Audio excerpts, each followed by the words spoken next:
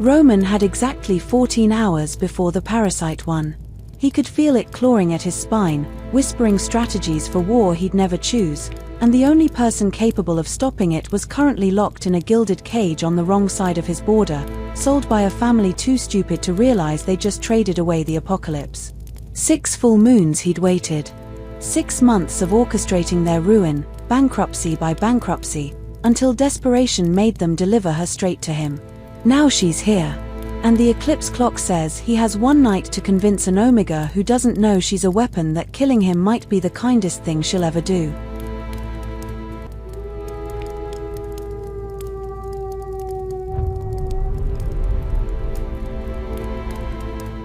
The gilded cage swayed with each jolt of the cart, and Leah pressed her palms against the cold bars to keep from being thrown against them. The metal was ornate, scrollwork vines and crescent moons hammered into every surface, but it was still a cage. Still a promise that she was cargo, not a person. Her family hadn't even looked at her when they'd locked the door. "Hello, my friends. I'm so glad you're here with me today. Before we dive into Leah's story, and trust me, this one is going to burn, I want to know, where in the world are you watching from? Drop your location in the comments. And how are you doing today? Really? I hope you're somewhere safe, somewhere warm, because this story, it's going to ask a lot of you. Oh, and if you haven't subscribed yet, do that now. Hit that button. You're going to want to see how this ends, and I don't want you to miss a single second. This is the kind of story that stays with you long after the screen goes dark. Now, let's begin. The forest path was narrow, hemmed in by ancient pines that blocked out the afternoon sun. Leah could smell the change in the air as they approached the border, sharper, colder, laced with something metallic that made her wolf whimper and curl tight in the back of her mind. She'd been taught her whole life that crossing into rival territory was a death sentence. That the Shadowvale pack didn't negotiate, didn't forgive, didn't take prisoners. But here she was, gift-wrapped and delivered like a tribute to appease a debt her father had gambled away in a card game he should never have entered. Omega trash, her brother Kyle had sneered when they'd shoved her into the cage that morning. At least you're finally useful. The words had stung less than the fact that her mother, her own mother, had turned away without a word of protest. The cart lurched to a stop. Leah's breath caught. Through the bars, she could see the border now, a line of scorched earth where no grass grew, marked by stone pillars carved with runes she didn't recognize. On the other side, figures waited in the shadows. Tall. Still. Watching. One of her family's guards, a beater named Carl, approached the cage with a key, but his hands were shaking.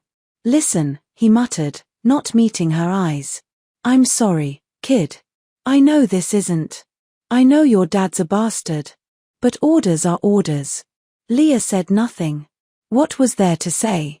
That she'd spent 19 years being told she was worthless, only to discover her worth was exactly 6,000 gold marks and a cancellation of her father's debts. Carl unlocked the cage but didn't open it. He stepped back quickly, as if proximity to her might curse him. From across the border, a figure moved. Leah's wolf stirred, not in fear, but in something else. Something she didn't have a name for. The sensation crawled up her spine like claws trailing over bare skin, and she pressed herself against the back of the cage, pulse hammering. The figure stepped into the light. He was tall, taller than any wolf she'd ever seen, with shoulders that could carry the weight of a kingdom and a face carved from stone and shadow. His eyes were pale gray, the color of a winter sky just before a storm, and they locked onto her with an intensity that made her forget how to breathe. The Alpha King. Roman. She'd heard the stories. Everyone had. He was a legend wrapped in violence, a ruler who'd united the northern packs through blood and fire and sheer, unrelenting will. They said he didn't take a mate because no one was strong enough to stand beside him. They said his wolf was so powerful it had driven 3 challengers to madness before they even shifted. They said a lot of things. But none of the stories had prepared her for this. He crossed the border without hesitation, and Leah's family guards scattered like leaves in a storm. Carl dropped the key and ran. The others followed. Within seconds, Leah was alone on her side of the line, still locked in the cage, watching as the most dangerous wolf in the Northern Territories walked straight toward her. He stopped 3 feet away. And then, impossibly, he knelt. Leah's mind went blank. Alphas didn't kneel. Kings didn't kneel. Especially not to Omegas who'd been sold like livestock. Roman reached through the bars and picked up the key Carl had dropped. He held it out to her, his expression unreadable. "You're late," he said quietly. His voice was rough, low, edged with something that sounded like exhaustion. Or pain. Leah stared at the key. At his hand. At the faint tremor in his fingers that he couldn't quite hide. "I don't understand," she whispered. "The moon is full tonight," Roman said, and his gaze flicked upward, toward the sky she couldn't see through the canopy. "And the pyre is already lit for my execution." Her breath stopped. "What?" He pressed the key into her hand, and the moment their skin touched, heat exploded through her, white-hot and electric, like lightning striking bone. Her wolf surged forward, snarling and wild, and for a split second Leah felt something vast and ancient unfurl inside her chest, something that had been sleeping her entire life. Roman's eyes widened. Just barely. Just enough for her to see the shock ripple across his face before he locked it down. "Open the cage, Leah," he said, and the way he said her name, like he'd been carrying it in his mouth for years, made her hands shake. "We don't have much time." "Time for what?" Her voice cracked. "What execution? What are you talking about?" His jaw tightened. Behind him, his wolves emerged from the shadows, silent, disciplined, lethal, and formed a perimeter around the cart. "Protecting it. Protecting her." "I've been waiting 6 full moons for you," Roman said, and there was something raw in his voice now, something that sounded like desperation held at knife point. 6 months of tracking your bloodline. 6 months of making sure you'd end up exactly where I needed you. And now you're here, and I need you to decide." "Decide what?" He leaned closer, until his face was inches from the bars, until she could see the faint scars along his jaw and the exhaustion bruised beneath his eyes. "Whether you're going to let me burn," he said softly, "or whether you're going to help me burn everything else first." Leah's heart slammed against her ribs. "I don't," she swallowed hard. "I don't know what you want from me." "I know what you are," Roman said, and his gaze dropped to the key still clutched in her shaking hand. "And I know what you can do. Your family sold you because they were terrified of you, Leah. Not because you're weak." Her breath hitched. "That's not true. I'm an Omega. You're a weapon," he interrupted, and his voice turned fierce. "The only weapon that can kill me. And if you don't, the parasite in my bloodline will trigger a war that will slaughter every pack from here to the southern coast." The world tilted. Leah stared at him, at this impossible, terrifying man who'd knelt in the dirt for her, and tried to make sense of words that sounded like madness. "You want me to kill you," she whispered. Roman's smile was bitter and sharp as a blade. "I want you to free me," he said. "But first, I'm going to give you the power to destroy everyone who ever made you feel small." Leah's hands trembled around the key. "Why?" "Because you're going to need practice," Roman said, "before you come for me." He stood, towering over the cage, and the moonlight broke through the canopy just enough to catch the edge of his face. For a moment, he looked like a king. For a moment, he looked like a man about to die. "Open the cage, Leah," he said again, softer now. "Or stay in it. But choose quickly. The eclipse is 28 days away, and I've already wasted 6 moons waiting for you to arrive." Leah looked down at the key. At the lock. At the bars that had held her since morning but somehow felt like they'd been there her entire life. And then she looked up at Roman, at the Alpha King who'd orchestrated her family's ruin just to get her here, who'd knelt in the dirt and handed her his death sentence like a gift, and made a choice. She slid the key into the lock. The cage door swung open. And as Leah stepped out onto enemy ground, free for the first time in her life, she felt her wolf rise inside her like a storm breaking loose. Roman's eyes flashed gold. "Good," he murmured. "Now let's see if you're strong enough to survive what comes next." The Shadowvale compound wasn't what Leah expected. She'd imagined dungeons. Chains. Cold stone cells where prisoners rotted until their captors decided their fate. Instead, Roman led her through gates carved from black iron and into a fortress that looked more like a war sanctuary than a prison. Torches lined the corridors, casting amber light across walls decorated with ancient pack sigils and battle maps that stretched from floor to ceiling. His wolves followed at a distance, silent, watchful, but not threatening. It was strange. Disorienting. Like being escorted rather than captured. Roman hadn't spoken since they'd crossed the border. He moved with the fluid grace of a predator who knew every inch of his territory, his presence filling the space around him until Leah felt small again. Not weak. Just aware. Aware of how much power he carried in his shoulders, in the set of his jaw, in the way his wolves obeyed without him ever raising his voice. They climbed a spiral staircase that seemed to go on forever, and Leah's legs burned with the effort of keeping up. Her wolf was still restless, still surging beneath her skin like something trying to claw its way out.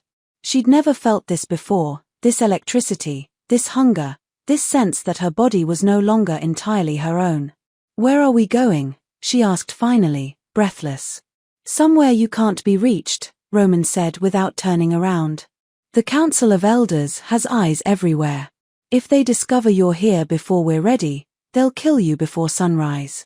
Leah's stomach twisted. "Why would they kill me? I'm nobody." Roman stopped so abruptly she nearly collided with his back. He turned, and the look in his eyes made her step back instinctively. "You really believe that, don't you?" His voice was quiet, but there was anger underneath it. "Not at her. At something else. They convinced you that being Omega meant being worthless. That your rank defined your value." "It does," Leah said, hating how small her voice sounded. "Everyone knows. Everyone knows what they've been told," Roman interrupted. He moved closer, crowding her against the stone wall, and Leah's breath caught. He wasn't touching her, but she could feel the heat radiating from his body, could smell the dark, wild scent of him, cedar and smoke and something sharp that made her wolf whine. "Do you know what an Omega actually is, Leah?" She shook her head, throat tight. Roman's gaze held hers, unflinching. An Omega is an alpha whose power was suppressed before they could shift for the first time. It's a medical procedure. A poison introduced into the bloodline generations ago by wolves who were terrified of competition. Your family didn't fail you, Leah. They crippled you. On purpose. The words hit like a physical blow. That's not, Leah's voice cracked. That's not possible. I would know. Someone would have told me. Who? Roman asked softly. Your father, who sold you for 6,000 marks. Your brother, who called you trash. Your mother, who wouldn't even look at you when they locked you in that cage. He leaned in, his voice dropping to a rough whisper. They knew, Leah. They all knew. And they were praying I'd kill you before you figured it out. Leah's knees went weak. She pressed her palms against the cold stone behind her, trying to anchor herself, trying to breathe through the sudden, crushing weight in her chest. Why? The word came out broken. Why would they do that? Roman's expression softened, just barely, just enough for her to see the exhaustion beneath the steel. Because you're dangerous. Because if you ever woke up, you'd eclipse every alpha in your pack. Including your father. And men like him would rather destroy their own children than surrender power. Leah closed her eyes. Felt hot tears slip down her cheeks before she could stop them. All her life, she'd been told she wasn't enough. Wasn't strong enough, wasn't valuable enough, wasn't worth protecting or keeping or loving. And now this stranger, this enemy king, was telling her it had all been a lie. That she'd been poisoned. Broken. Buried alive in her own skin. I don't feel powerful, she whispered. Not yet, Roman said. But you will. That's why you're here. She opened her eyes and found him watching her with an intensity that stole her breath. There was something in his gaze, something almost like understanding. Like he knew exactly what it felt like to carry a curse you didn't choose. The parasite, Leah said hoarsely. You said it's in your bloodline. What is it? Roman stepped back, giving her space, and ran a hand through his dark hair. For the first time, he looked uncertain. Vulnerable. It's called the Sovereign's Bind, he said quietly. A spiritual curse passed from father to son for 12 generations. It gives the Alpha King power, strength, speed, the ability to command wolves across pack lines. But it also feeds on violence. On conquest. Every full moon, it pushes me closer to madness. Closer to starting a war I don't want and can't stop. Leah's heart pounded. And you think I can remove it? I know you can, Roman said, and there was something desperate in his voice now. Your bloodline is the only one with void energy, the ability to sever spiritual bonds without killing the host. But you need to be awake first. Fully awake. Fully alpha. And if I can't? Leah asked. If I'm not strong enough? Roman's jaw tightened. Then I'll burn on that pyre in 28 days, and the parasite will choose a new host. Someone weaker. Someone the elders can control. And the war will start anyway. Leah stared at him, at this impossible man who'd torn her life apart just to save his own, who'd knelt in the dirt and handed her a key and a death sentence wrapped in promises of revenge. Why me? She whispered. Why go through all this trouble? Why ruin my family? Why orchestrate everything just to get me here? Roman held her gaze, and for a moment, something raw flickered across his face. Because you're the only one who can end this, he said quietly. And because if I'm going to die, I'd rather it be by the hand of someone who deserves to live. Roman led her to a chamber at the top of the tower, a circular room with windows that opened to the night sky. The full moon hung heavy and bright, casting silver light across a space that looked more like a war room than a bedroom. Maps covered every surface. Documents stacked in careful piles. And in the center, a leather-bound journal lay open, pages filled with handwriting so precise it looked like printed text. This is everything I know about your bloodline, Roman said, gesturing to the journal. 3 years of research. Every birth record, every death, every mysterious disappearance. Your family has been hiding what you are for 5 generations, Leah. But they made mistakes. Left traces. Leah moved closer, her hands trembling as she touched the pages. Names she recognized. Dates that aligned with family stories she'd heard whispered at gatherings. And then, her own name, written in red ink at the bottom of the final page. Leah Ashford. Born under the eclipse. Last of the void line. Omega designation applied at 6 months. Her stomach dropped. 6 months old, she whispered. They poisoned me when I was a baby. Your grandmother did it, Roman said quietly. The medical records are in the council archives. She told the healers you were sickly. That you needed stabilization treatments. But the compound she authorized was designed to suppress alpha emergence. It's why you've always felt weak. Why your wolf never fully surfaced. Leah's vision blurred. She pressed her palms against the table, trying to steady herself, trying to process the magnitude of the betrayal. Her own grandmother. Her own blood. How do I fix it? Her voice came out raw. How do I wake up? Roman moved to stand beside her, close enough that she could feel the heat of him, the barely restrained power that seemed to vibrate in the air around him. There's a ritual. Ancient. Dangerous.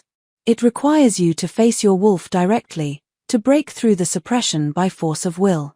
But Leah, he hesitated, and that hesitation sent fear skittering down her spine. The mortality rate is 60%. And that's for wolves who weren't poisoned as infants. For you, the odds are worse. How much worse? The last Omega who attempted it died within minutes. Leah closed her eyes. Of course. Of course it would be like this. Freedom always came with a price, and hers was painted in blood and risk and the very real possibility that she'd burn from the inside out trying to claim what should have been hers from birth. When? She asked. Tomorrow night. The full moon gives us a window. The door slammed open. Leah spun, heart lurching, and found herself staring at a woman who looked like she'd been carved from ice and fury. Tall, blonde, devastatingly beautiful, with eyes the color of cold steel and a presence that filled the room like a blade drawn from its sheath. "You brought her here," the woman snarled, and her gaze locked onto Leah with such venom that Leah instinctively stepped back. "Into the keep. Have you lost your mind, Roman?" "Careful, Kara," Roman said, his voice dropping into something dangerous. "You're addressing your king."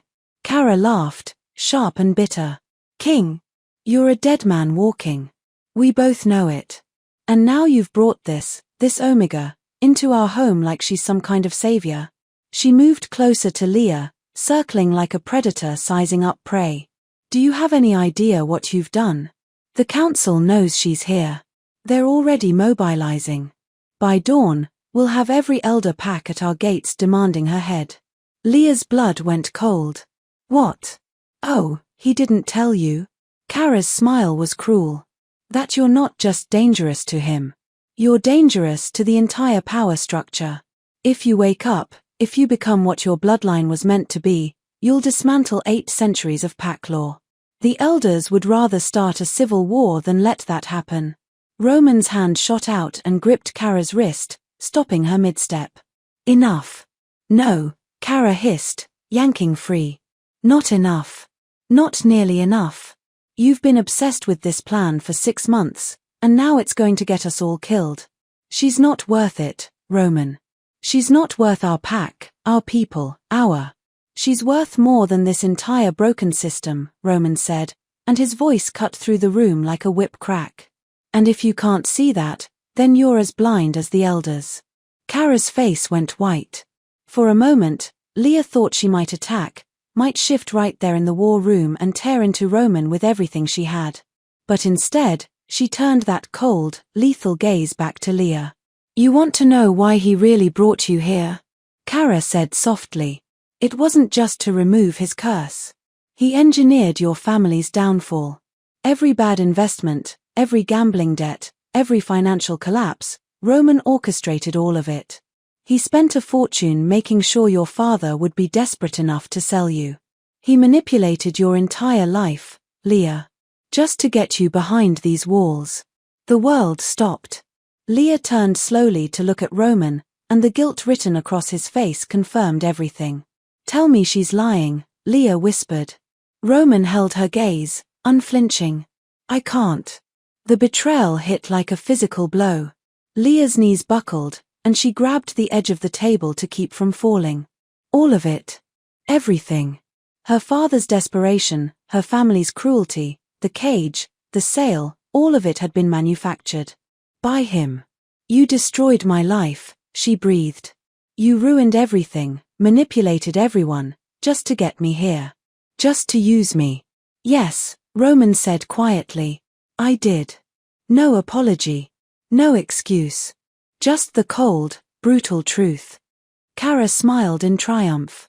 "There's your savior, little Omega. There's your king. A monster who'll sacrifice anyone to save himself." Leah couldn't breathe. Couldn't think. The room spun, and her wolf surged inside her, wild, furious, betrayed. Roman took a step toward her, and Leah's power exploded. The windows shattered. The torches blew out. And in the sudden darkness, Leah felt something vast and terrible unfurl inside her chest, something that had been caged far longer than one morning in a gilded prison. When the light returned, Leah was glowing. Silver energy crackled around her hands, her arms, her entire body.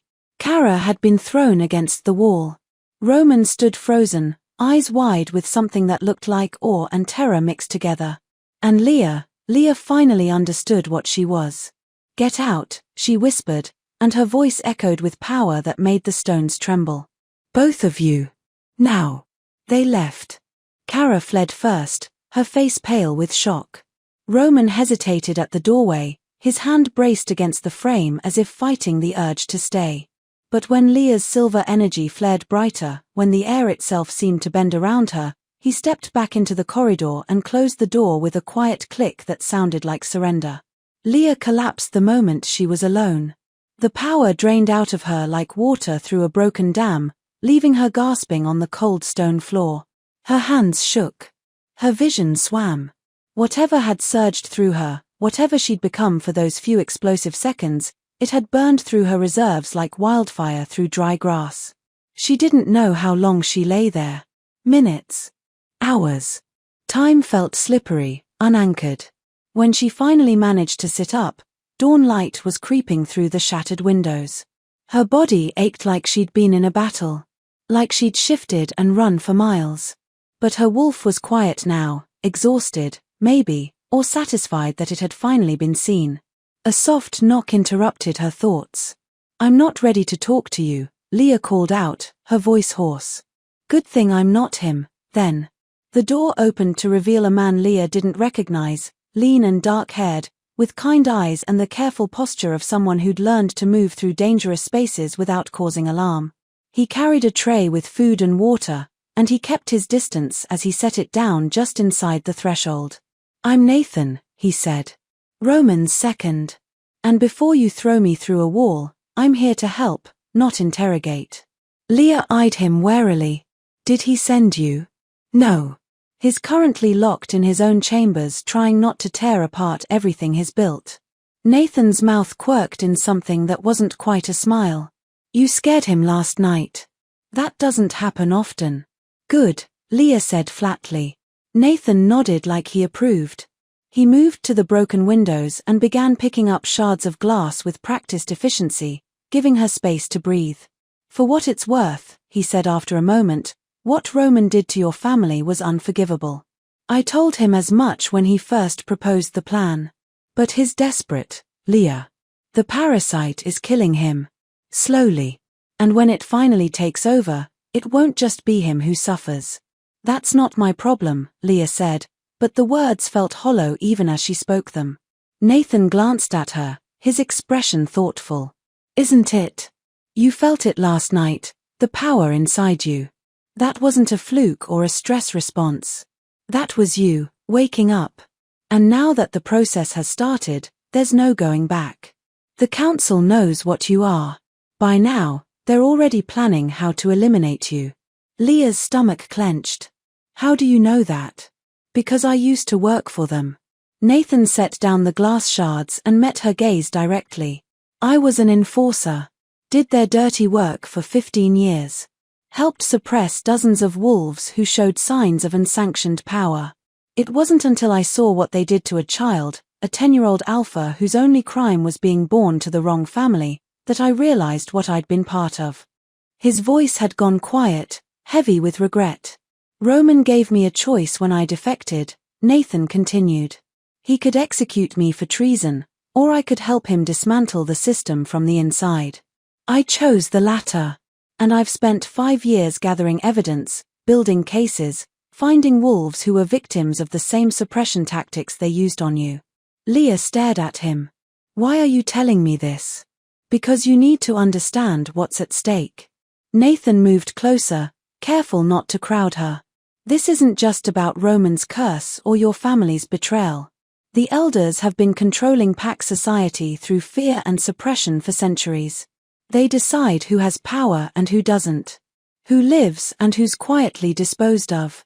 If you walk away now, if you refuse the ritual and try to disappear, they'll hunt you down. Not because you're dangerous to Roman. Because you're dangerous to them." Leah's hands curled into fists. "So my choices are, risk dying in a ritual, or definitely die running from the council." "That's not much of a choice." "No," Nathan agreed. "It's not. But there's a third option." "Which is?" "Fight back." Nathan's eyes glinted with something fierce. "You survive the ritual. You wake up fully. And then you help us burn the council to the ground. Not for Roman. For every wolf they've ever suppressed, poisoned, or killed." Leah's breath caught. The anger that had been simmering since last night flared hotter, sharper.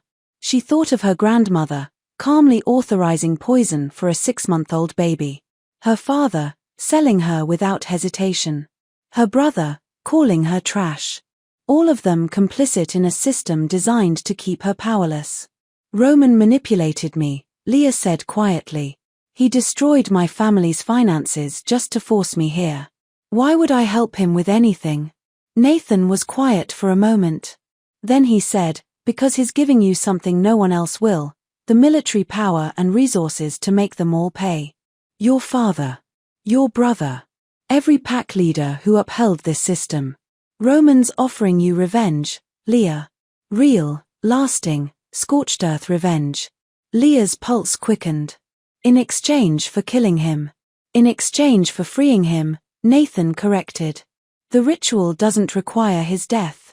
It requires a merging, your void energy with his curse. If it works, you both survive. You become something new. Something the council has never seen before. And if it doesn't work? Nathan's expression turned grim. Then you both die, and the council wins. They install a puppet king, continue their suppressions, and nothing changes. Ever. Leah stood slowly, her legs still shaky but holding. She walked to the broken window and looked out over the Shadowvale compound. Dawn had fully broken now, painting everything in shades of gold and amber. She could see wolves moving through the courtyard below, training, talking, living their lives. They looked free. They looked strong. They looked like what she could have been, if she'd never been poisoned. I want to see him, Leah said. Nathan straightened. Roman? Yes. If I'm going to risk my life for this, if I'm going to tie my fate to his, I need to look him in the eye and know he understands what he's asking.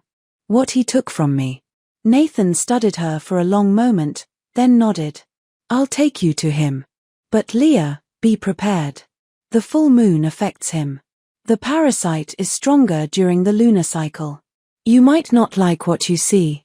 Leah turned to face him, and she felt that silver power stir beneath her skin again, quieter now, but still there. Still waiting. I'm done worrying about what I'll like, she said. It's time I started worrying about what I'll do. Roman's chambers were at the opposite end of the keep, buried deep enough that no sunlight reached them. Nathan led Leah down a spiral of stone steps that seemed to descend into the earth itself, and with each step, the temperature dropped. By the time they reached the reinforced door, thick iron banded with silver and carved with containment runes, Leah's breath misted in the air. He locked himself in after you dismissed him, Nathan said quietly. The parasite feeds on conflict. On rage. What happened last night triggered something in him, and he knew if he stayed near you, he might not be able to control it. Leah's stomach twisted. Is he dangerous right now? Always, Nathan said simply. But especially now. I'll be right outside. If you need me. I won't. Nathan's eyebrows rose, but he didn't argue. He produced a key from his pocket and unlocked the door, then stepped aside. Leah entered alone. The chamber was smaller than she expected, more cell than room. No windows. No luxuries. Just a narrow bed, a desk covered in papers, and chains bolted to the wall. Chains that looked like they'd been used recently, the metal still warm to the touch. Roman sat on the floor in the corner, his back against the stone, his head tilted back as if he'd been staring at the ceiling for hours. He didn't look up when she entered. Didn't acknowledge her at all. But Leah could see the tension in his shoulders, the way his hands were clenched so tight his knuckles had gone white. And his eyes, when he finally turned them toward her, were no longer grey. They were black. Completely black. Like staring into a void. You shouldn't be here, Roman said, and his voice was wrong. Laird. As if something else was speaking beneath his words. Leah's wolf stirred in warning, but she forced herself to step closer. Nathan said the parasite is stronger during the full moon. Is this what it looks like? This is me holding on by a thread, Roman said. This is me using every ounce of willpower I have not to tear apart my own pack because the thing inside me wants blood and chaos and war. He laughed, bitter, broken. So yes. This is what it looks like. Still want to save me, Leah? She studied him, this man who'd orchestrated her family's ruin, who'd knelt in the dirt and handed her a key, who was now locked in a cell fighting a curse he'd inherited through no fault of his own. He looked exhausted. Haunted. Like he'd been carrying the weight of this kingdom for so long he'd forgotten what it felt like to stand upright. Did you know? Leah asked quietly. When you started destroying my family's finances. When you manipulated everything to force them to sell me. Did you know what it would cost me? Roman's jaw tightened. Yes. And you did it anyway. Yes. No apology. No excuse. Just the same brutal honesty he'd given her last night. Leah moved closer, close enough now that she could see the sweat beading on his forehead, the tremor in his hands that he couldn't quite control. Nathan told me about the ritual. About the merging. He said if it works, we both survive. That I become something new. An alpha prime, Roman said, and something that might have been or flickered across his face. A wolf with void energy and sovereign power combined. You wouldn't just be free of the suppression, Leah. You'd be unstoppable. The council would have no choice but to bend or break. And you? What do you become? Roman's smile was sharp and self-deprecating. Free. Powerless. Just a wolf who used to be a king. The parasite will be gone, but so will everything it gave me. I'll lose the ability to command across pack lines. Lose the strength that made me untouchable. I'll be vulnerable for the first time in my life. Leah's breath caught. That's why you need me. Not just to remove the curse. To protect you after it's gone. Partly, Roman admitted. But mostly because you deserve the power that should have been yours. And his voice cracked, and he looked away. I need to know that something good came from all this. That I didn't destroy you for nothing. Leah sank down to sit across from him, close enough that their knees almost touched. The cold of the stone floor seeped through her clothes, but she barely noticed. All her focus was on Roman, on the monster who was also somehow a man trapped in a nightmare he couldn't escape. The council, Leah said. Nathan told me they've been suppressing wolves like me for centuries. That it's not just my family. It's systematic. Roman nodded slowly. The Omega designation was created 200 years ago as a political tool. Wolves who showed signs of exceeding their station were poisoned in infancy. Families were told it was for medical stability. For safety. But really, it was about control. About making sure no one could challenge the established hierarchy. How many? Leah's voice shook. How many wolves like me are out there? We've identified 43 bloodlines, Roman said. 43 families with suppressed alphas across the northern territories. Most of them don't even know what was done to them. They grew up believing they were weak. Worthless. Exactly like you did. Rage bloomed hot and fierce in Leah's chest. 43 families. 43 lives stolen. Hundreds of wolves poisoned and broken and convinced they deserved it. I want their names, Leah said. Every elder who authorized this. Every healer who carried it out. Every pack leader who knew and said nothing. Roman's black eyes locked onto hers, and for the first time since she'd entered, she saw something like hope flicker in their depths. I have a list, he said quietly. 3 years of documentation. Names, dates, medical records, financial trails. Everything you'd need to dismantle the system piece by piece. And my family. Leah's voice turned cold. My father, my brother, my grandmother, what about them? Roman reached into his pocket and pulled out a folded piece of paper. He held it out to her with steady hands despite the tremor. That's the deed to your family's estate, he said. Signed over to me 3 weeks ago when your father's debts finally exceeded his assets. When you complete the ritual, when you become Alpha Prime, it's yours. Along with control of their pack territories, their resources, their legacy. Everything they tried to build on your broken bones becomes yours to do with as you please. Leah took the paper with shaking hands. Stared at her father's signature at the bottom, hasty, desperate, defeated. You're giving me the power to destroy them, she whispered. I'm giving you justice, Roman corrected. What you do with it is your choice. Leah looked up at him, at this impossible, manipulative, desperate king who'd torn her life apart just to hand her the tools for revenge wrapped in promises of freedom. The ritual, she said. When? Tomorrow night. The eclipse begins at midnight. We'll have a 3-hour window. And if I die? Roman's expression turned bleak. Then I burn 24 hours later, and everything we've built dies with us. Leah stood slowly, the deed still clutched in her hand.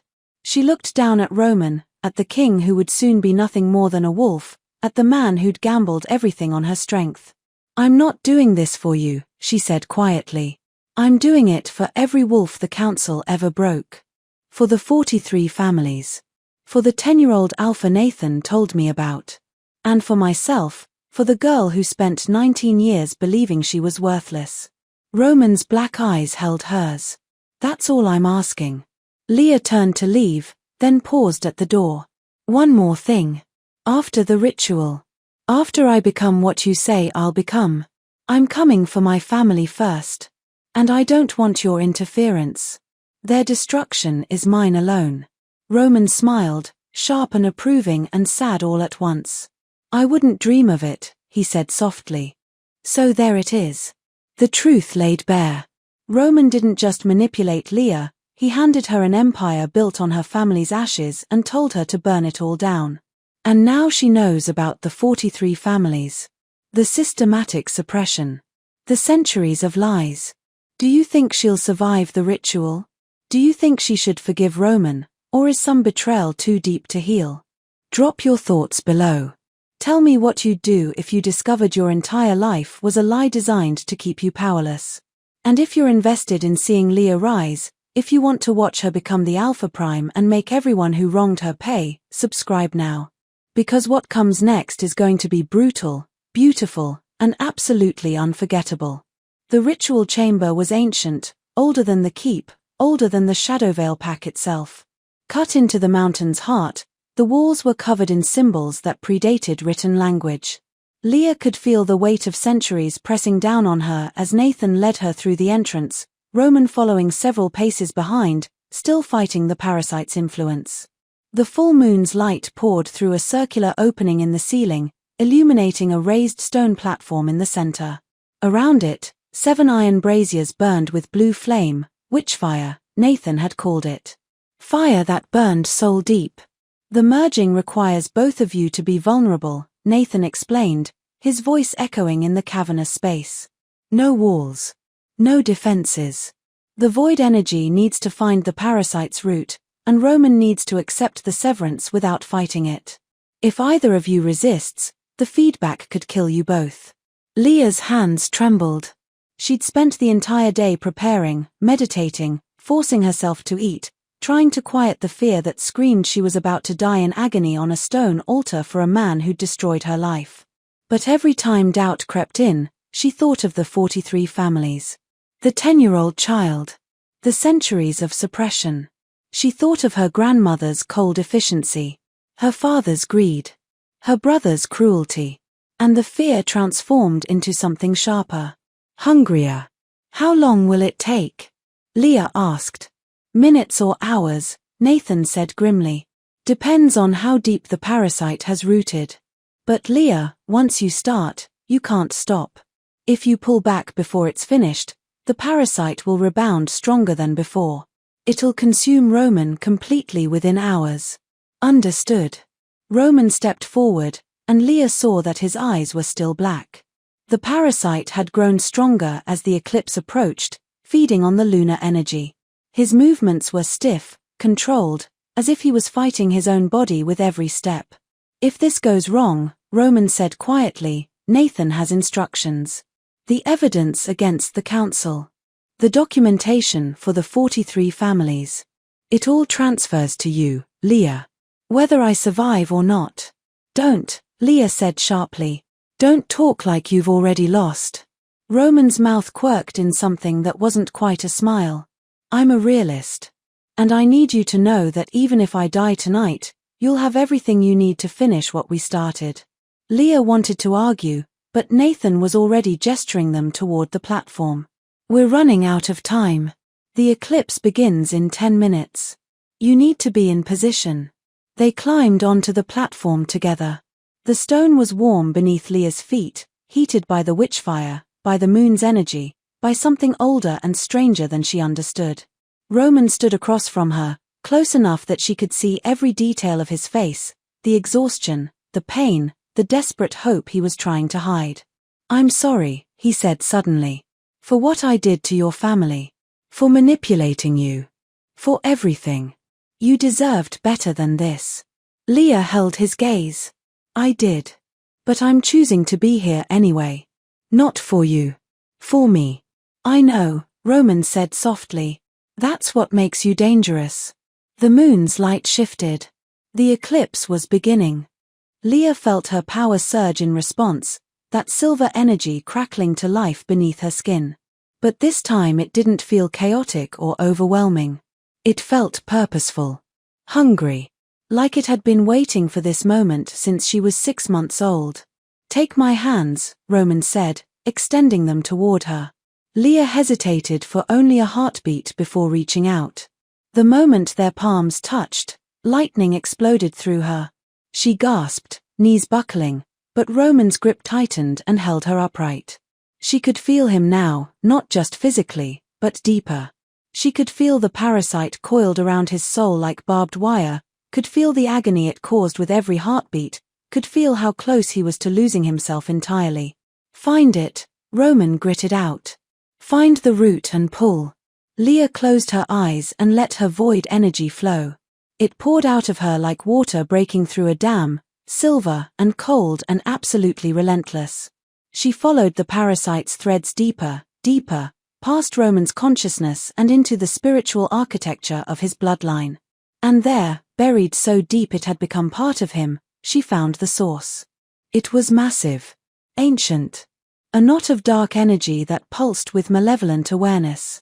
The moment her power touched it, the parasite screamed. Roman convulsed, his hands crushing hers. Blood dripped from his nose. His eyes rolled back. Roman. Leah's voice cracked, but she forced herself to hold on, to keep pushing her energy deeper. The parasite fought back, sending waves of corruption toward her, trying to infect her the way it had infected 12 generations of kings. But Leah's void energy devoured it. Consumed the darkness and transformed it into pure, clean power that flooded back into her. She was glowing now, so bright Nathan had to shield his eyes. The entire chamber shook. The witchfire flared higher. And then Leah found the final thread. The anchor point. The place where the parasite had grafted itself onto Roman's soul at birth. She pulled. Roman screamed, a sound of such pure agony that Leah nearly lost her grip. But she held on, pouring everything she had into severing that last connection, into ripping the parasite out by its roots and dragging it into her own void where it could be destroyed. The parasite resisted with everything it had. It showed her visions, pack wars, cities burning, thousands dead. It whispered promises of power, threatened consequences, tried desperately to convince her to stop. Leah pulled harder. And then, with a sound like reality tearing, the parasite broke. Roman collapsed, released from her grip, and crashed onto the stone platform. Leah staggered backward, the parasite's essence writhing in her void energy, screaming as it dissolved into nothing. But something was wrong. The power flooding into her wasn't stopping. It was building, growing, transforming into something that felt too large for her body to contain. Her bones felt like they were breaking and reforming. Her wolf surged forward with a force that stole her breath. Leah. Nathan's voice sounded far away. You need to control it. If you don't anchor the power, it'll tear you apart. But Leah couldn't control it. The transformation was happening too fast, too violently. She fell to her knees, silver energy exploding from her in waves that cracked the stone platform and shattered 3 of the braziers. Through the chaos, she heard Roman's voice, hoarse, desperate, human again. Leah, listen to me. You're not just removing the curse. You're absorbing it. Taking 12 generations of sovereign power into yourself all at once. You need to accept it. Stop fighting. Let it reshape you. It's killing me, Leah gasped. It's changing you, Roman corrected. Trust the process. Trust yourself. Leah wanted to argue, but the pain was blinding now. White hot and all-consuming. She could feel her wolf trying to emerge, could feel the alpha power and void energy colliding inside her, could feel herself being unmade and remade in the same excruciating moment.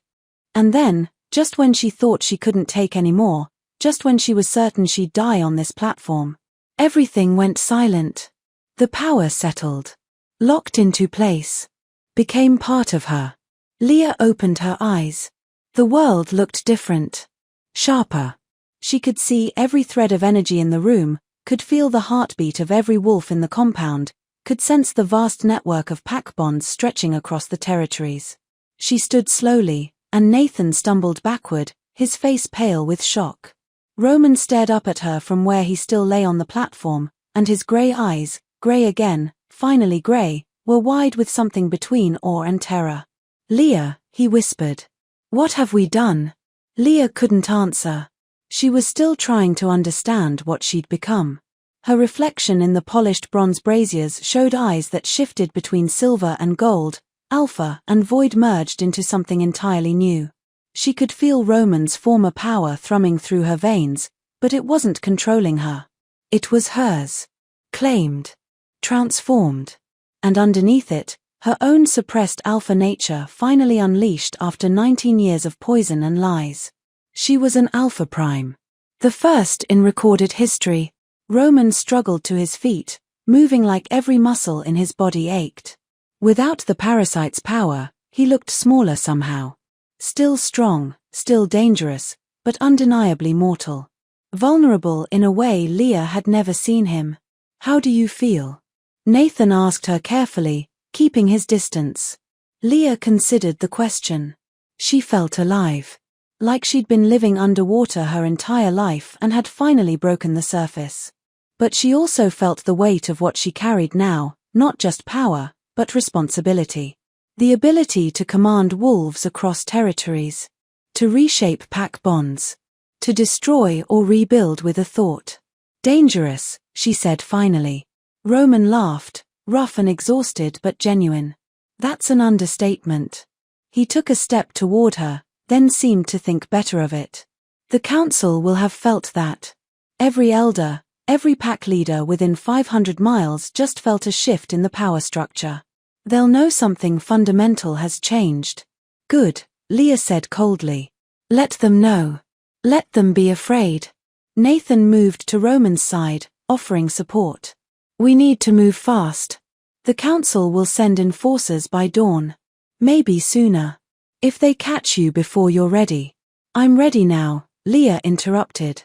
Her voice carried a resonance it had never held before, layered with the authority of an alpha and the absolute certainty of someone who just survived the impossible.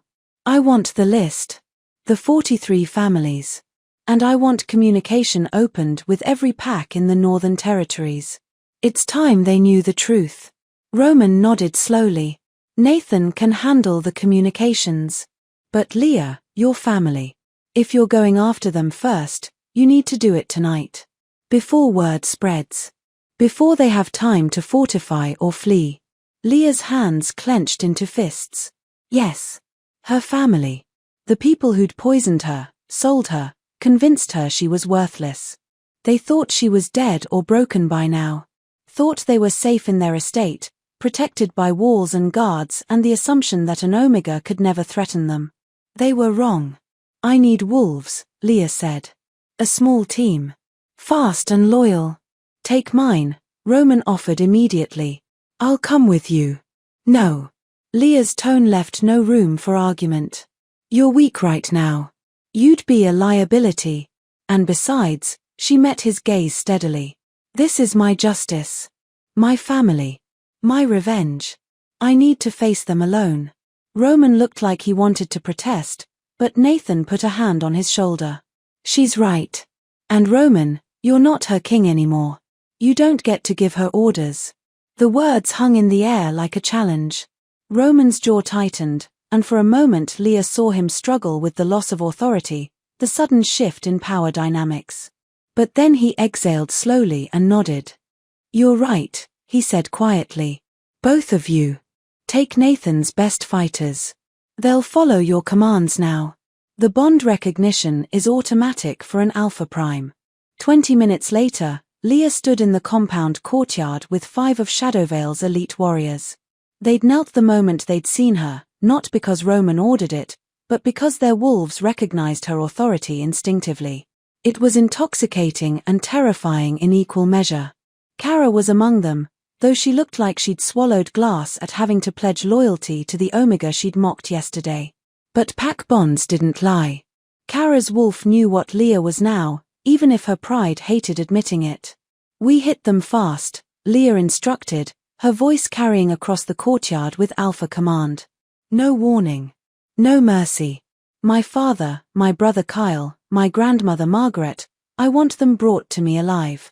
Everyone else who resists can be subdued, but I don't want casualties among the lower-ranking pack members. They're victims of the same system." "Understood."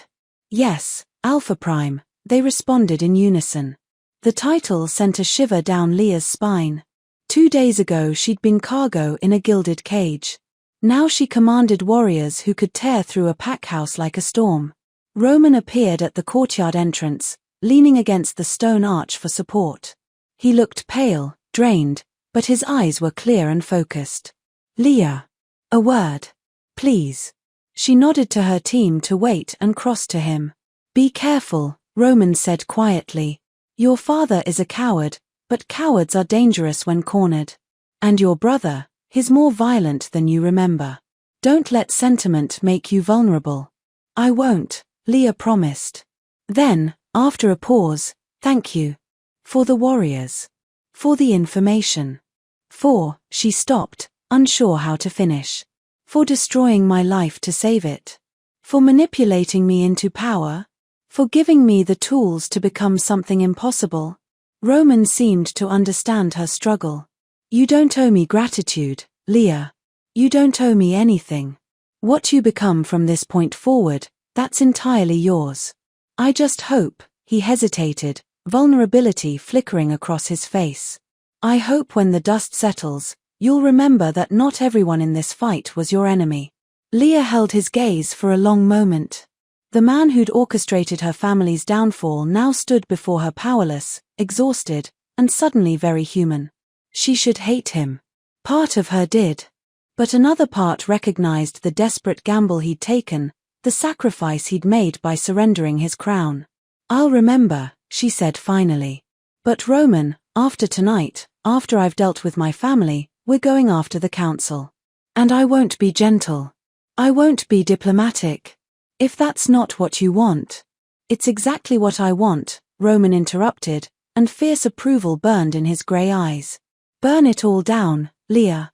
Make them pay for every wolf they've broken. I'll help however I can, even if all I can offer now is information and support." Leah nodded. Then, on impulse, she reached out and squeezed his hand once, brief, firm, acknowledgement of the strange partnership they'd forged in blood and ritual and shared fury. "Don't die while I'm gone," she said with the ghost of a smile. "I'm not finished with you yet." Roman's answering smile was tired but genuine. "Wouldn't dream of it, Alpha Prime." Leah turned back to her waiting warriors, power thrumming beneath her skin like lightning waiting to strike. She could feel her family's estate in the distance, could sense the pack bonds, the hierarchy, the fear they'd built their legacy on. Tonight, that legacy burned. "Let's move," she commanded. And Shadowvale's elite warriors followed the risen Omega into the darkness, ready to deliver justice that was 19 years overdue. The Ashford estate looked exactly as Leah remembered, imposing stone walls, perfectly manicured grounds, windows glowing with warm light that had never felt warm to her. She'd grown up in those halls feeling like a ghost. Invisible unless someone needed something to mock or blame or discard. Now she stood at the gates with 5 warriors at her back and power that could level the entire compound. "The guards?" Kara asked quietly. "Let them run," Leah said. "I don't want their blood. Just my family's reckoning." She placed her palm against the iron gate, and her Alpha Prime energy surged through the metal. The locks shattered. The gates swung open with a groan that echoed across the grounds like a death knell. Inside, chaos erupted immediately. Guards spotted them and shouted warnings. Wolves began to shift. But the moment Leah stepped onto Ashford territory and released her authority, every wolf in the compound felt it. An Alpha Prime. The power of a king merged with void energy. Undeniable. Absolute. Half the guards dropped to their knees involuntarily. The others froze, torn between loyalty to their pack and the biological imperative to submit to superior power. Leah felt their confusion, their fear, their sudden understanding that everything had changed. "Stand down," Leah commanded, her voice carrying across the grounds with supernatural resonance. "This is between me and the Ashford leadership. No one else needs to die tonight." They obeyed. Even the ones who'd served her family for decades couldn't resist the alpha command in her voice. Leah strode toward the main house, her warriors flanking her. The front doors burst open and her brother Kyle emerged, half-shifted, his face twisted with rage and fear. "You," he snarled. "You're supposed to be dead. Roman was supposed to." "Roman gave me exactly what I needed," Leah said coldly. She didn't break stride, didn't slow. "He gave me the truth about what you did. What grandmother Margaret authorized. What father allowed." Kyle shifted fully, his wolf form massive and aggressive. He lunged. Leah caught him mid-leap with her void energy, wrapped it around his throat like an invisible noose and slammed him into the ground hard enough to crack the stone pathway. He yelped, struggling, but her power held him effortless. Pinned like an insect. "You called me trash," Leah said quietly, standing over him. "You told me I was worthless every single day of my life. Do you remember?" Kyle whimpered, unable to speak. "I remember," Leah continued. "I remember everything. Every insult. Every blow. Every time you made me feel like I deserved the poison they put in my veins."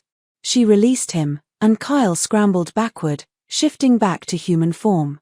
Blood dripped from his mouth. Terror filled his eyes. "Where's father?" Leah demanded. "Inside," Kyle gasped. "With grandmother." "Please, Leah, we didn't know." "You knew," Leah interrupted. "You've always known. You just didn't care." She left him there and entered the house.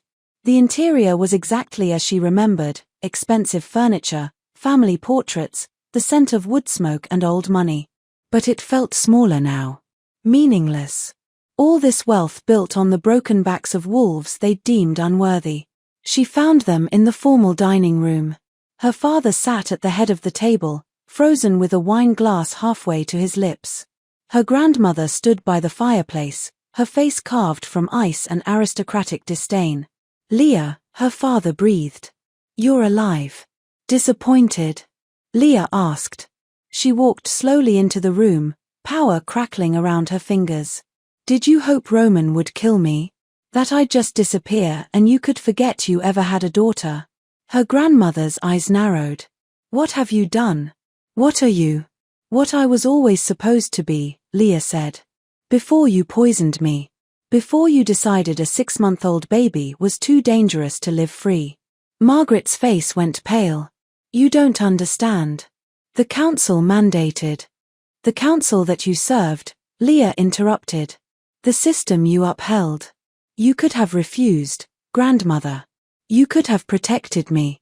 Instead, you authorized the suppression yourself. I've seen the medical records. Your signature. Your choice." "It was necessary," Margaret said, but her voice shook. "Alphas without proper lineage destabilize the hierarchy. We were protecting the pack." "You were protecting your power," Leah corrected. Her voice dropped to something deadly quiet. "You were terrified that I might exceed you. That I might be stronger, better, more worthy of leadership. So you crippled me before I could prove it." Her father finally found his voice. "Leah, please. We can explain." "We can." "Explain what?" Leah's power flared, and every window in the room shattered simultaneously. "Explain why you sold me for 6,000 marks. Explain why you locked me in a cage and handed me over to your enemies without a second thought. Explain why you looked away when Kyle beat me. Why you let me believe I was worthless for 19 years. Silence. Heavy and damning. "I thought not," Leah said. She raised her hand, and her void energy wrapped around both of them, gentle but inescapable. They gasped, feeling the power that could snuff them out with a thought. Here's what's going to happen, Leah said calmly. You're going to sign over every asset, every territory, every ounce of authority you possess. The Ashford pack belongs to me now. The estate, the finances, the legacy you tried to build, all mine. And you're going to live just long enough to watch me dismantle everything you valued. You can't, her father started. I'm an Alpha Prime, Leah interrupted. I can do anything I want. But I'm choosing mercy. I'm choosing to let you live as the lowest-ranking wolves in the pack you once led. You'll serve the wolves you once commanded. You'll know exactly what it feels like to be powerless. To be discarded. To be trash. Margaret's face twisted with fury and humiliation. You ungrateful. Leah's power tightened, cutting off her words. Careful, grandmother. I'm feeling generous tonight. Don't make me reconsider. She released them both, and they collapsed to the floor, gasping. Nathan appeared in the doorway with documents, already prepared, already witnessed. The transfer papers Roman had promised. Everything legal. Everything binding. Sign, Leah commanded. Her father's hand shook as he reached for the pen. Margaret hesitated, pride warring with survival instinct. But when Leah's eyes flashed silver gold, when her power filled the room like an oncoming storm, Margaret signed. It took less than 5 minutes to destroy a legacy that had taken generations to build. When it was done, when the papers were witnessed and sealed, Leah looked at the two people who'd birthed her and broken her. You're dismissed, she said quietly. Go to the servants' quarters. That's where you live now. They left, humiliated and powerless, exactly as they'd made her feel her entire life. Leah stood alone in the dining room, surrounded by shattered glass and broken pride, and felt the weight of justice settle in her bones. It wasn't forgiveness. It wasn't closure. But it was a beginning. And tomorrow, she'd start on the council. 3 weeks later, Leah stood on the balcony of what had once been her father's office and watched the sun rise over Ashford territory. The estate looked different now, cleaner somehow, despite the physical damage from that first night. As if removing the rot at its core had allowed everything else to breathe. Below in the courtyard, former servants moved with new purpose. She'd elevated every wolf who'd been suppressed or mistreated, redistributed resources, opened the pack to refugees from other territories where the council's enforcers still held power. The Ashford pack was becoming something her family never intended, a sanctuary for the broken. You're up early, Roman's voice came from behind her. Leah glanced back to find him leaning in the doorway, holding 2 cups of coffee. He looked healthier than he had 3 weeks ago, still without the parasite's power, but stronger now. More settled in his own skin. He'd been staying at the estate, helping her navigate the political chaos that followed her transformation. They'd become something unexpected, partners, allies, maybe even friends, though Leah wasn't quite ready to name it yet. Couldn't sleep, she admitted, accepting the coffee. Nathan sent word. The council is calling for a summit. They want to negotiate. Roman's expression turned grim. They want to assess the threat. Figure out if they can control you or if they need to eliminate you. Let them try, Leah said, and she meant it. The 43 families she'd identified were already responding to her calls. Suppressed Omegas waking up, discovering the truth, beginning their own transformations. The council's power structure was cracking, and they knew it. Your father, Roman said carefully. I saw him this morning. Working in the stables. Leah's hands tightened on her coffee cup. And he looks broken. Completely defeated. Your brother too. I'm not sure they'll survive the winter like this. Good, Leah said flatly. Then, after a pause, do you think I'm cruel? For not killing them? For making them live as servants instead? Roman considered the question seriously. I think you're giving them something worse than death. The chance to understand what they did to you. The chance to see everything they valued given to wolves they considered beneath them. That's not cruelty, Leah. That's poetry. A bitter smile touched Leah's lips. My grandmother hasn't spoken a word since that night. She just stares at the walls. The weight of legacy, Roman said quietly. She built her entire identity on aristocratic power. Without it, she doesn't know who she is. They stood in silence for a moment, watching the sun climb higher. The estate was waking up, voices in the halls, the clatter of breakfast preparations, the sounds of a pack learning to function without fear. I got a letter from one of the 43 families, Leah said. A woman named Maya. She's 24. Thought she was Omega her entire life. After she heard what happened here, she confronted her parents. Found the medical records. She's undergoing the awakening process now. How many others? 17 so far. 17 wolves discovering they were never weak. Just suppressed. Leah's voice turned fierce. The council can't stop this, Roman. Even if they kill me at the summit, the truth is out. The system is broken. They won't kill you, Roman said with absolute certainty. They're terrified of you. Of what you represent. You're not just an alpha prime. You're proof that their entire hierarchy was built on lies. Leah turned to face him fully. You gave up your crown for this. For me. Do you regret it? Roman met her gaze steadily. Not for a second. I spent my entire life carrying a curse I didn't choose, ruling through power I didn't earn. Now I'm free. And I get to watch you burn down the system that poisoned us both. That's worth more than any crown. Something warm unfurled in Leah's chest. Not quite love, it was too soon, too complicated, but something close. Trust. Respect. The beginning of something that might become more, given time. The summit is in 2 days, Leah said. Will you come with me? As your advisor. As my partner, Leah corrected.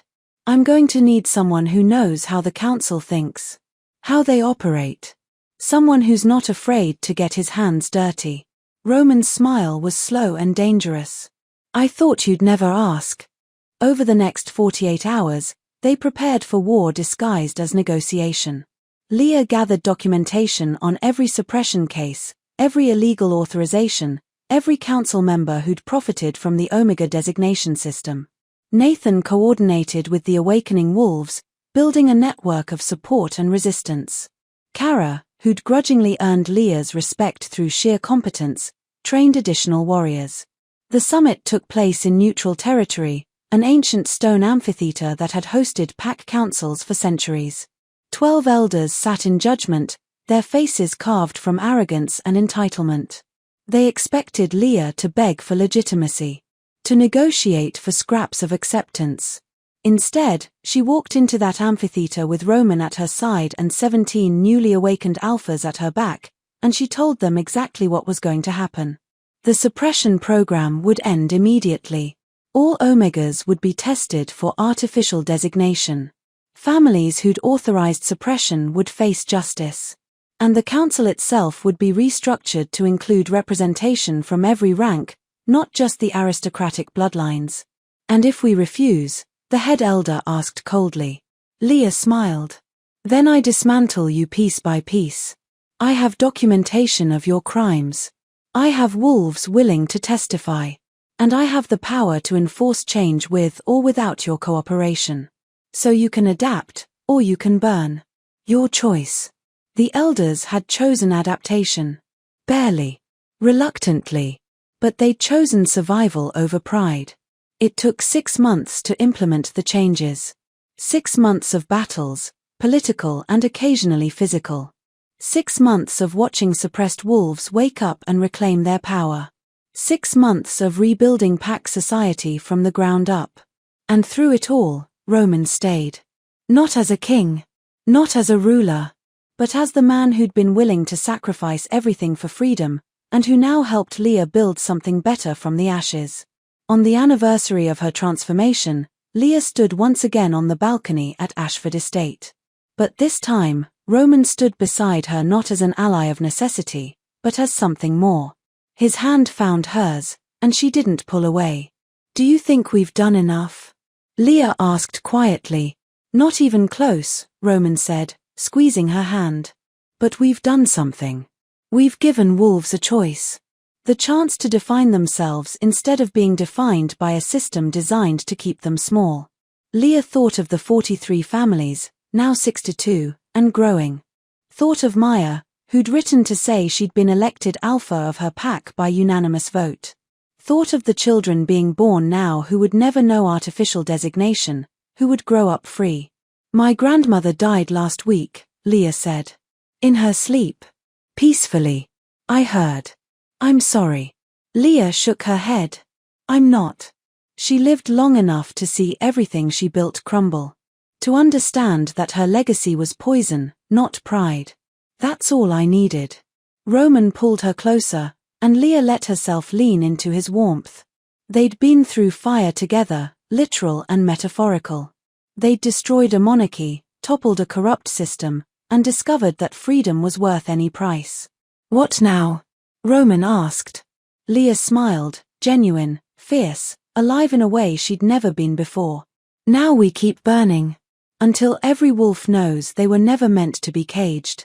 And in the distance, across 62 territories and counting, suppressed wolves felt that truth echo in their bones and began to wake up. So that's Leah's story. From cargo in a gilded cage to the Alpha Prime who burned down centuries of lies. She got her revenge, not through violence, but through transformation. By making her family live as the powerless servants they once commanded. By dismantling the council's corruption piece by piece. By giving 62 families the freedom to define themselves. Here's what I want you to take from this. You are not defined by the people who tried to keep you small. You are not limited by the systems that suppressed you. Your value isn't determined by your price to others, it's determined by your courage to claim what's rightfully yours. True freedom sometimes requires burning down the structures that defined your ancestors. And the strongest act of power, dismantling your own unearned privilege, or someone else's, for the greater good. If Leah's journey resonated with you, if you felt that moment when she stepped out of the cage and claimed her power, then subscribe. Because there are more stories like this waiting for you. Stories about wolves who refuse to stay broken. About love that transforms. About justice that tastes like victory. And click that video on your screen right now. Let's continue this journey together. Let's keep waking up the wolves who were told they had to stay asleep. Thank you for being here. Thank you for witnessing Leah's rise. Now go out there and claim your own power. The cage was never real. It never was.